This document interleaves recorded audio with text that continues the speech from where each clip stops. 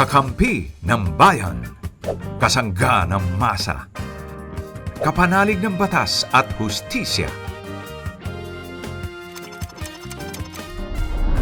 Attorney Danny Con, Abogado de Campanilla. Magandang gabi po sa lahat ng ating mga viewers sa Facebook at sa YouTube. Kamusta na po kayong lahat? At syempre, ngayong araw na ito or ngayong gabing ito, marami ho tayo patungkol sa batas na malalaman at syempre matututo tayo mula sa ating mga callers at syempre sa payo ng ating abogado de Campanilla. Walang iba kundi si Attorney PG Galang. Ako naman ang inyong Mare ng Bayan, Mare Yao. Good evening, Attorney. Ay, good evening, Mare. Good evening sa lahat ng manunood sa amin ngayon sa Facebook at sa YouTube. Hello po sa inyong lahat. Ayan, sabi ko matututo tayo sa kanila. Oo nga. Matututo rin tayo sa iyo. Ay, oo nga. Sana Oo na nga. sila magandang mapulot sa akin. I'm sure. Kasi Yes. syempre, sa iyo yung facts, yung Sa bagay. katotohanan. Pero alam mo, ako rin natututo ako sa mga nagte-text sa atin. Oo naman. So kahit abogado, natututo rin, ano? Actually, dapat you should never stop learning. Correct. That's true. Dahil Diba? kahit matanda na tayo ay Oo. natututo. Lalo kang tatanda kung if you are no longer curious. You should all Oo, stay true. curious, everyone, 'di ba? So parang kahit na gaano, 'di ba, that's the mark of an intelligent person. And the mark of an intelligent person is the one who knows that he doesn't know everything. Wow, I like that, di ba? Pero ba't ganun? Pag kunwari meron nagtatanong sa akin ng, paano itong ganito, paano ilagay mo sa ganito yung sa gadget. Sabihin ko, anak, alika rito. Ay, so parang in terms of technology, sarado na ang utak mo. Oo. So, anak, may anak naman, kundi anak, assistant, alika rito. Ikaw na gumawa. Ako rin, ginagawa ko rin yan. Ganyan. Pero parang tinatamad na akong mag-learn.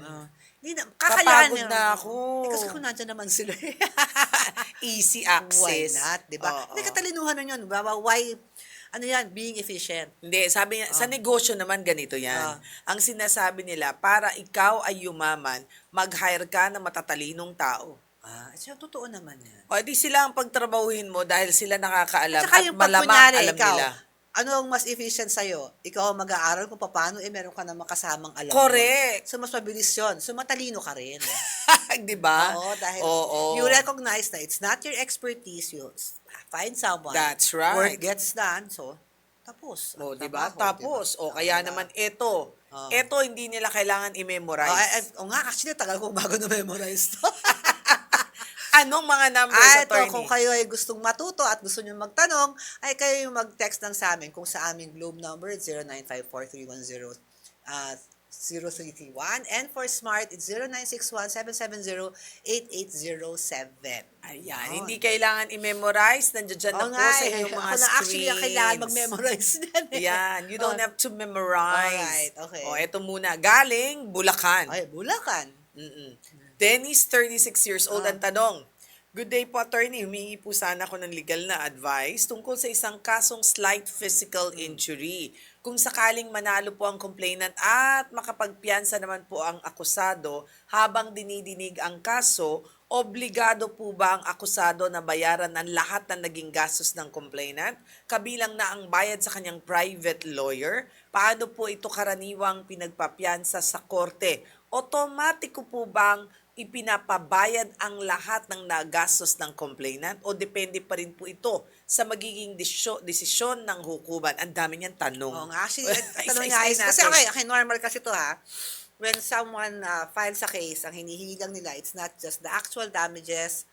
Ito, slight physical injury. So, malamang ay meron siyang mga medical costs. Di ba? Ayan. So, malamang. Or kung slight physical injury na nga, kung ano yung gamot man niya na Iniinom, pinapahid, o kaya may slight na opera, ganyan. Slight physical injuries.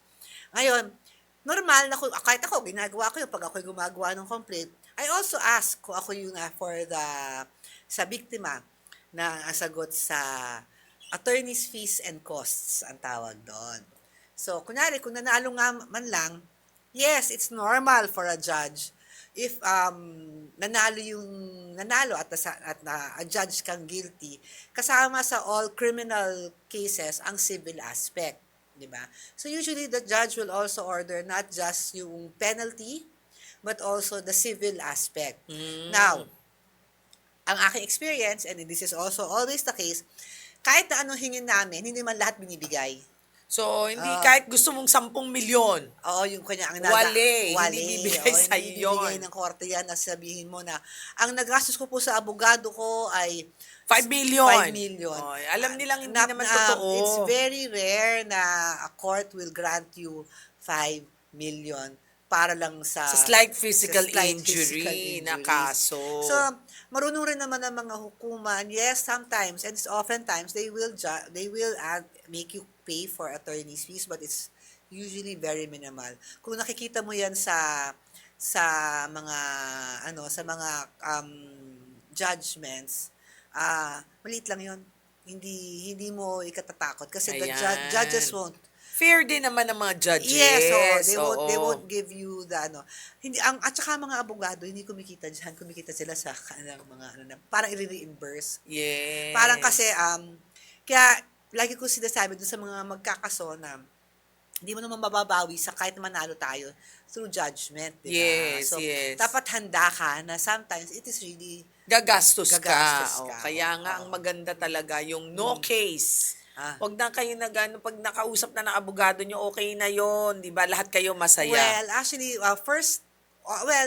to a certain extent, yes, diba? Yes. To a certain extent, the best settlement is the one that's reached by the parties, Correct. diba? Kasi sabihin, talagang sila na mismo yung walang nag-utos sa kanila, walang namilit sa kanila sa isang tao na gawin to, kasi silang dalawa nagkusa, nagkasundo. Ako rin, I always strive na if the case is, if any issue can be settled na hindi na tayo dadaan sa korte, I will try to do Yes. so. But there are certain issues na kailangan talagang Oo. litisin. Totoo naman yan. Kailangan Totoo talagang naman yan. litisin. Anyway, good luck sa iyo. okay. Eto na.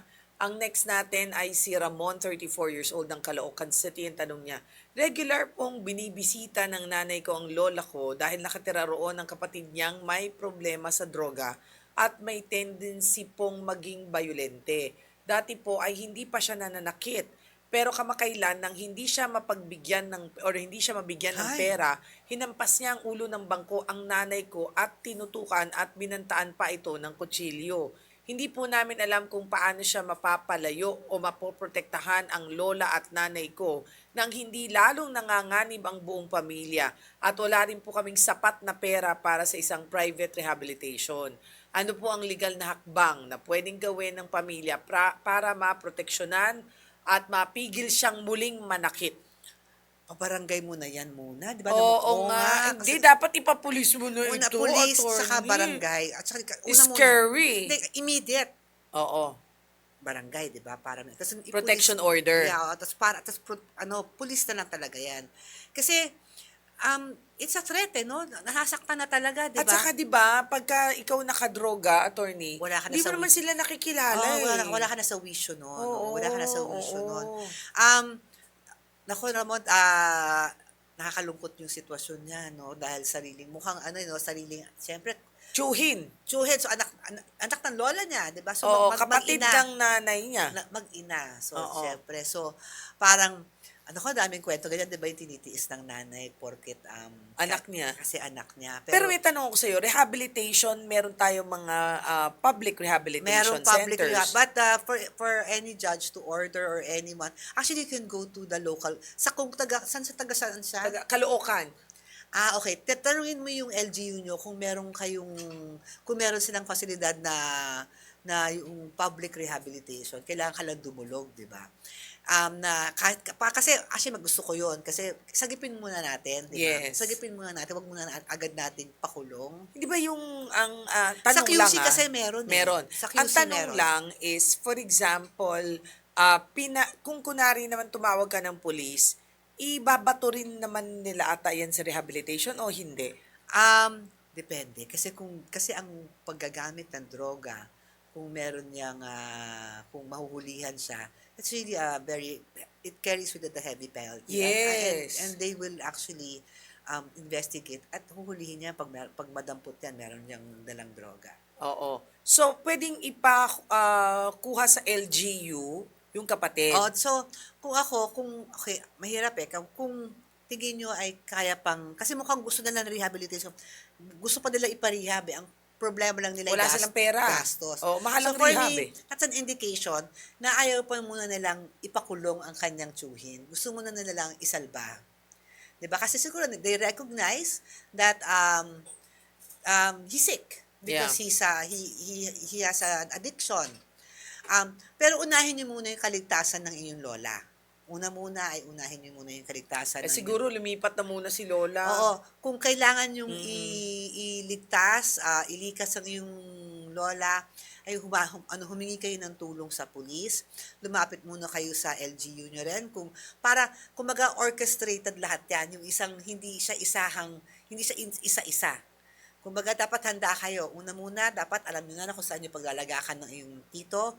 Tingnan nyo sa LGU nyo kung may libre. Otherwise, meron at I think minsan ng DSWD. Alam ko na if it's not sukat, bikutan, tingnan mo nga ang public na rehabilitation center. Sa QC meron. Public? Oo, libre. Oo, Really? QC meron. Alam ko meron. Okay. Public rehab. Kasi yung public rehab na yan, kahit sino pwedeng pumasok dyan eh. As in, kahit sino pwedeng pumasok dyan. Dadalhin mo lang. Drug treatment. Pero hindi lang siguro pang Quezon City yung mga tao na pumupunta dyan. Kasi alam ko Diba? meron nga sa Sukat or sa Bikutan eh. So, minsan yun ang naiisip ko na parang minsan kung ikaw'y boboto vote wisely kasi kung ang yung mayor or ang yung yan ang isa sa mga mga advokasya Drug Rehabilitation Center. sa Tingnan mo. Caloocan. Drug Caloocan siya Rehabilitation eh. Center. Hindi, kasi unfortunately, meron kasing dati kasi medyo na-handle ko yung case na yan. Hinanap niya talaga yung gumanti siya. Kumbaga parang alam mo yun, kaya kailangan talagang maproteksyonan yung buong pamilya. So, it's either, tama yung sinabi ni attorney, no? Alam nyo muna kung saan siya dadalhin, no? Para at least, pagka alam nyo na saan siya dadalhin, pag nagkaroon kayo ng protection from the barangay, tumawag kayo ng pulis, sabay padala na siya doon. Kasi usually ang mga drug rehab center can be voluntary and involuntary. Yes. Pag involuntary, you need to have court order. Pag voluntary, siya mismo. Pero kung court order, paano siya makakuha ng meron court ata. order? Ayan, meron sa Caloocan, no? Meron Caloocan. Anti-Drug Abuse Council, kanlungan ang tawag, Punta ka na kaagad doon sa kanilang KADAC. Caloocan Anti-Drug Abuse Council. Yes, KADAC. Minsan kasi, kunyari kung ganyan, if you give them permission, minsan dinadampot na talaga sila ng mga rehab centers. Yes, tama, true. Para lang mapagamot. So, no? yung parang ang gagawin nyo is kailangan handa ka kaagad.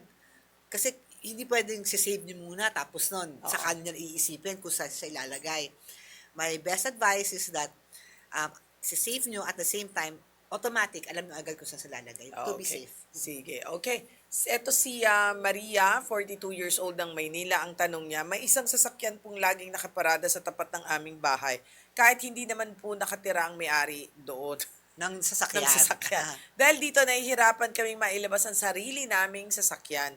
Lalo na po kung may emergency. Nang kinausap po namin sila, nagalit pa sila at kinatok ng malakas ang aming gate. At kahit sinasabi nilang sira ang sasakyan ay ginagamit naman po nila ito.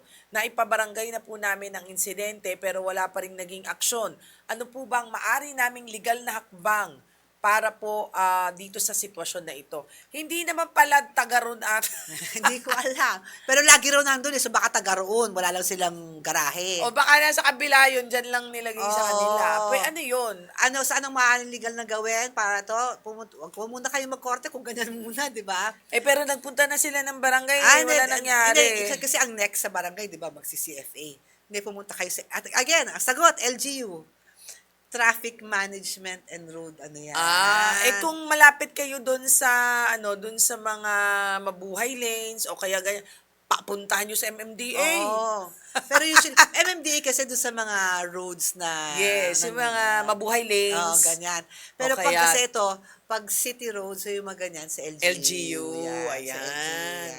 Yan. Ang MMDA, mapapatulan lang niya yung mga public roads, yung talagang mga national roads, di ba? EDSA, ganyan. Pero pag pag mga ganyan sa mukhang residential, ay mag-LGU ka. Pero Pero ano ba tama ang, yung ginawa nila, barangay. ano ba ang dapat doon? Yung tapat mo sa'yo? Ganun ba yun?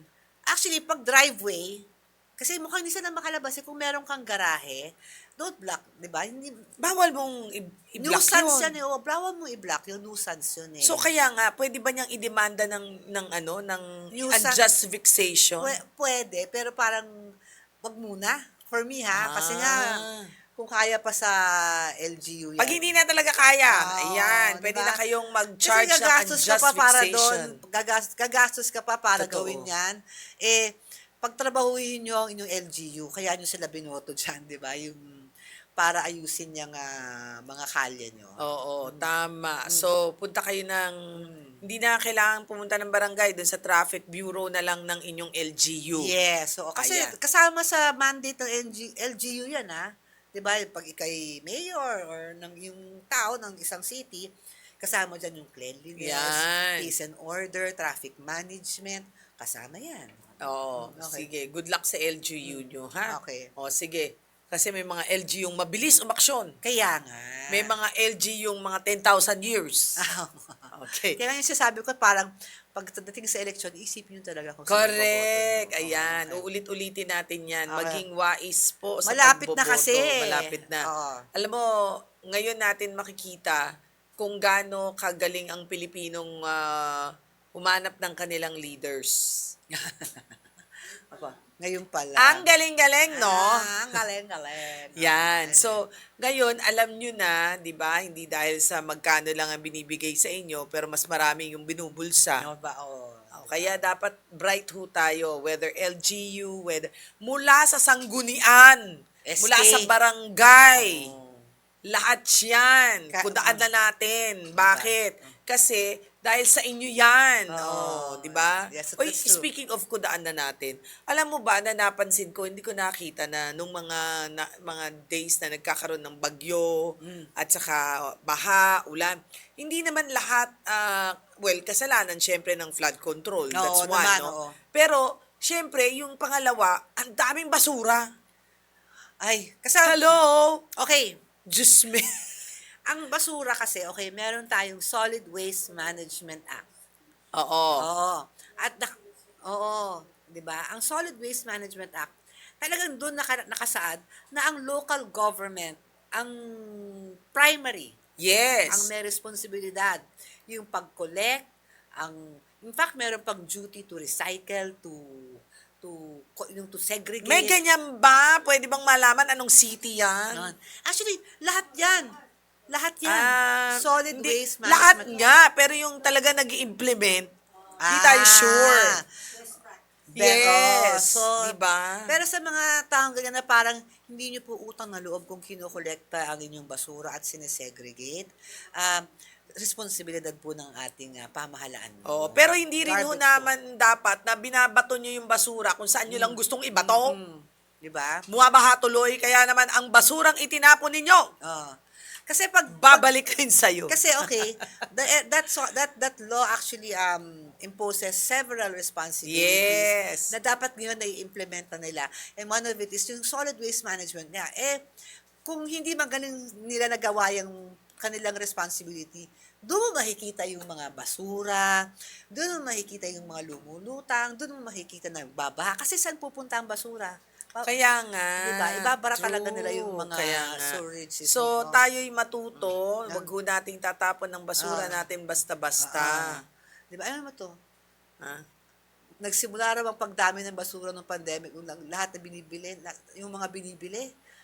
Kasi nga, takot sa Kasi puro plastic yung binibili para tapon ng tapon dahil takot na mahawa sa kung saan-saan. Oo. Pwede naman nating ma-change yung habit na ganyan. So please, yung basura ninyo, lagay nyo sa tama para hindi bumalik yung basura sa atin. Buti sana, di ba, binabalik. Minsan pagbalik, nakakain nyo pa. Ako Kasi hanggang dito na, di ba? Kinakain nyo na yung basura. Masarap kaya yun? Ay, Di ba? naku, Hindi. eh. Ew. Sige, ito na. Si Jella, 32 years old ng Taguig City. Isang buwan pa lamang po kaming umuupa sa bahay pero ilang beses na kami nagkaroon ng leaks sa iba't ibang bahagi ng bahay. Nako, umuulan pa naman. At may mga bahagi na nagkaroon na rin ng amag. Mold. Oo. Ayon sa kontrata, sagot namin ng association dues habang ang landlord naman ay responsable sa major structural at plumbing repairs. Dahil paulit-ulit ang problema at sobrang abala na rin ang repairs, maaari po bang hilingin na naming sagutin o i-waive ng landlord ang association dues habang inaayos ang bahay? At kung kailangan namin tapusin ang lease dahil sa mga defects, maaari ba kaming or maaari ba naming hilingin na bayaran niya ang reasonable expenses tulad ng paglilipat ng bahay at installation at removal ng air conditioning unit? Dami naman. Naiinis na siya. Oh, ang dami naman. Gusto oh. na niyan lumipat. Oo nga, parang ang dami naman. Nabutit na siya. Oo nga, lumipat ka na nga. Pero una, ano ang responsibility ng landlord is to keep the leasable space in a habitable condition. 'Di ba? Kahit na hindi yan nakalagay sa lease contract nyo, nasa batas yan sa lease sa civil code. Okay. So even if it's their duty to maintain the property in a habitable condition. Obviously, pag ito ay tumutulo, obviously pag ito ay nagkakaamag, that's the responsibility of the lessor. Ngayon, pwede mo bang i-offset? 'Di ba na Hindi, gusto niya mangyari. Hindi ko babayaran yung association dues ha. Kasi ang dami nangyayari dito sa bahay. Kasi sabi niya Kakaroon ako ng 'di inconveniences. ba na i-waive ang landlord habang inaayos ang bahay? Yung Ibig association sabihin, dues daw sila ay ang niyang bayarin. Ibig sabihin, sila ang sasagot. Kasi gusto niya ipa-waive yung association habang inaayos ang bahay eh. So, Binibigay niya association dues na fees doon sa lessor niya. Ikaw magbayad niyan. oh. Actually, pwede mo namang Pwede ba yun? Pwede mong hilingin niya. Kasi sabi niya, maaari bang hilingin? Sabi niya, maaari mong hilingin. Depende kung pagbibigyan ka. Hindi. Kasi okay, ang association dues, actually, nakikita ko yan sa mga villages di ba? Oo, O sa pero mga hindi- condo association. hindi para sa And it's loob eh. usually answers for the common areas. Yes, di ba? oo. Security Security guard, guards, garbage, yes. Tsaka yung sakali, mga ilaw, di ba? So, medyo magkaiba yung purpose ng association dues at ang repair ng bahay. Correct. Pero kasi, I think ang ibig niya sabihin, usually lease contracts, association, yung rent itself, plus association dues. Meaning, Yes. siya yung sasagot nung dapat association dues nung landlord niya. Kasi yung landlord, yan naman ang sinisingil ng village or ng condo for the dues eh. Hindi naman yung lessee eh. Hindi naman yung umuupa, di ba? Because, di ba, ang responsibility usually sa mga villages, it pertains to the owner of the house or the So, lot. pwede nga daw ba niyang ibato doon? Actually, pwede niyang sabihin na, wag muna kasi bawasan, kumaga, in short, it is more of a negotiation to lessen muna So, yung kung binabayad niya. ayaw At, nung lessor, ay pwede mong hilingin sa barangay kasi pag lease contract, ang una muna ay barangay. Pupunta ka sa barangay, sabi pa, i-record mo lahat yung mga tulo, yung amag, pumunta ka sa barangay kasi disputes to lease contracts are within the jurisdiction of the barangay Oo. to resolve. 'Di ba? So, i-resolve yan. Malamang uutos ng barangay ng Lupon na ayusin. tingnan yung damages Oo, siguro. At ayusin yung lessor yung bubong nyo. Ngayon, ang tanong niya kanina, isa pa, bago tayo mag-closing, ang tanong niya, gusto na niyang lumipat. Pwede ba niya ipasagot lahat? Kasi syempre, kakagawa lang niyang aircon niya, split type pa. 7,000 ata, 8,000 ata paggawa ng split type. Oo nga. And O, pwede ba niyang- installation pa lang yun. Installation pa lang yun. Oo. Pwede ba niyang i-charge doon sa lessor niya? At pwede ba niyang, dahil doon sa sinabi niyang mga circumstances, ay ayaw na niyang ituloy yung kontrata nila? Pwede siyang umalis. 'Di ba? They can pre-terminate without penalties. Kasi usually in a lease contract, 'di ba? Parang if it's a term, Diba? Tapos nun, nagbigay ka ng 2 months advance, 2 months deposit. Usually, pag ang normal na nakikita ko, pag ikay nag-pre-terminate, Hindi mo makukuha hindi yun. mo makukuha yung mga Oo. deposits mo eh. So, ito, if you're going to pre-terminate, but it is for valid reason, and this is a valid reason because your lessor failed to maintain the property in a habitable condition. Sino mo naman ang gustong tumira sa lugar na may amang magkakasakit ka pa doon, ano lalo kung asthmatic ka, di ba? Malalanghap mo lahat ng mga amag na yon. So yes, you can contest na wag i-forfeit yung mga binigay mong deposit, yung binigay mong advance. Pero pag hindi kayo nagkasundo, dahil pera yan, barangay kayo. barangay. O sige, sa Barangay barangay kayo. muna kayo. Pag hindi pa kayo nagkasundo, hindi sila nagkasundo. Oo, kung ako yon, di kayo magkasundo, umalis, pero whether or Kaso meron siyang deposit, paano kung hindi binigay yun? kaya nga pagtatalon niya, kaya kung ako, document pakita nyo, sana pag umulan, pakita nyo tumutulo.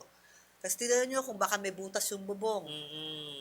Ayan. O sige, kung mag-gather ka na raw as much evidence that you Para have, pag pumunta ka sa sa barangay, handa ka. medyo armado ka na. Yes. Ng ebidensya. Yup, correct. Baka akala niya, nung ibig sabihin ng armado. So, armado ka na ng ebidensya. Oo. Okay. Naku, maraming salamat po sa inyong pagsama sa amin ngayong gabing ito at marami po sana kayo natutunan. Mas maganda yung love, love, love at Yan. peace, peace, peace. Yes. Ako po yung Mare ng Bayan, Mare Yao. I'd like to say hi to Papa Jimmy, Mama Trining, and of course, Babe Mac Castro. At ang konyo, abogada de Campanilla, si Attorney PG. Bye!